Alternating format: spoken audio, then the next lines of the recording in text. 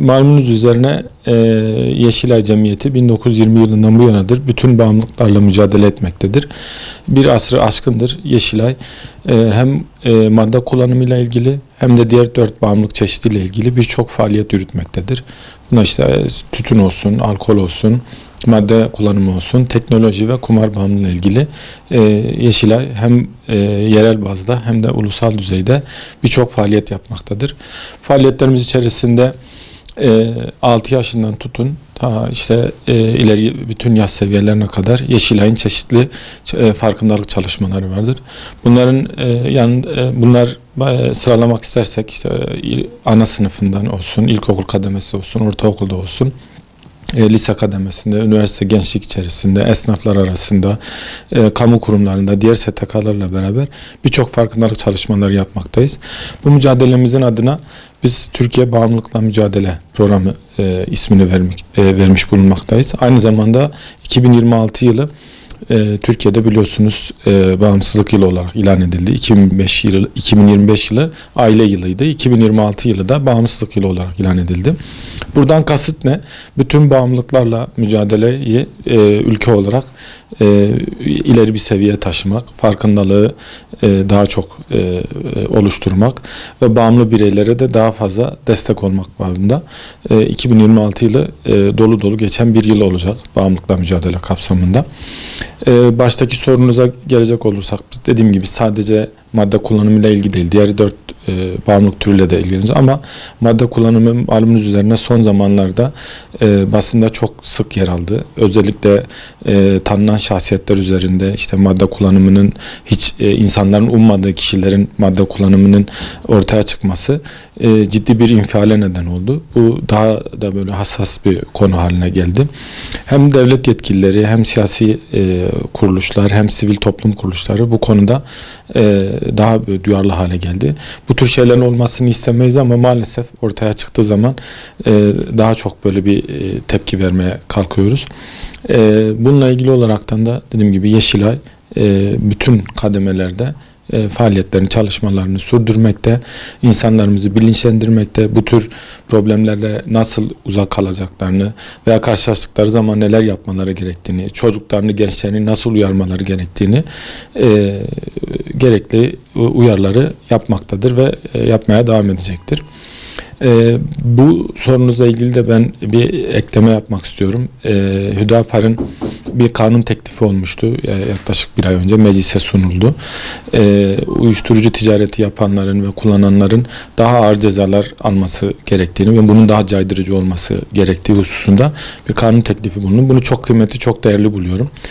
Bunun yasallaşması hususunda da gerekli faaliyetleri bizim de destek vereceğimizi sizin aracınıza iletmek istiyorum. Aynı zamanda yine bir ay önce Diyarbakır'da bir bağımlılıkla mücadele semineri düzenlendi. Benim meslektaşım olan Sayın Vekilimiz Faruk Dinç'in önderliğinde. Oradaki şube başkanımız da katılmıştı. Yeşilay Diyarbakır Şube Başkanımız. O çalışmayı da çok kıymetli buluyorum. Yani Hüdapar'ın bu konudaki duyarlılığını Yeşilay olarak tebrik ediyoruz. İnşallah diğer siyasi partilerimiz de Cumhurbaşkanlığımızın önderliğinde İktidar Partisi ve ortağı da gerekli hassasiyetleri göstereceklerdir. Bu çalışmalara onlar da destek verecekler. Zaten Cumhurbaşkanımızın eşi Emine Erdoğan hanımın duyurmasıyla 2026 yılı bağımsızlık yılı ilan edildi. Yine bu konuda 7'den 70'e herkesin duyarlı olmasını bekliyoruz. Maalesef bu bizim de yani şimdi isim veremiyoruz hani ya da işte şurada oldu burada oldu gibi böyle bir şey veremiyoruz ama o tür durumlar maalesef yani sigara zaten inmişti. Hani ilkokul düzeyindeki çocukların sigara kullandığını görmüştük. Bazen sosyal medyada ve haberler bültenlerinde bazı ebeveynlerin çocuklarına ilkokula giden çocuklarına alkol içirdiklerini maalesef ki görmüştük. Ama madde bağımlılığının da yani o yaşlara indiğini üzülerekten belirtmek istiyoruz. Bu gerçekten insanın tüylerini diken diken eden bir şey. Özellikle anne baba olan bireylerde gerçekten çok ciddi bir korkuya neden olmakta. Ama Yeşilay bu konuda gerekli uyarılarını yapıyor. Diğer kamu kurumlarımız olsun, diğer sivil toplum kuruluşlarımız olsun gerekli uyarılarını yapıyor. Biz bağımlılık endüstrisi durmuyor. Bizi de ona karşı olarak yani Yeşilay ve diğer kurumlarımız, devlet yetkililerimiz de durmadan bununla mücadele edeceklerdir. Kesinlikle dediğiniz çok doğru. Her türlü eğitimin ilk kademesi ailede başlar. Yani bunu eğitimden kastımız okuma yazma değil.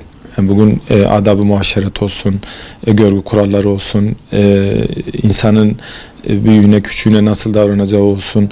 Bu tür eğitimlerin tamamı ailede başlar. Temizlik eğitimi olsun. Aklınıza gelebilecek her türlü eğitimin ilki ailede başlar. Bugün bir aile, anne baba eğer sigara içiyorsa çocuğuna sigara içme demesinin bir etkisi olmaz. Bugün anne baba yalan söylüyorsa çocuğuna yalan söyleme demesinin hiçbir etkisi olmaz. Alkol kullanımından tutun, teknoloji bağımlılığı mesela bu da çok çok önemli.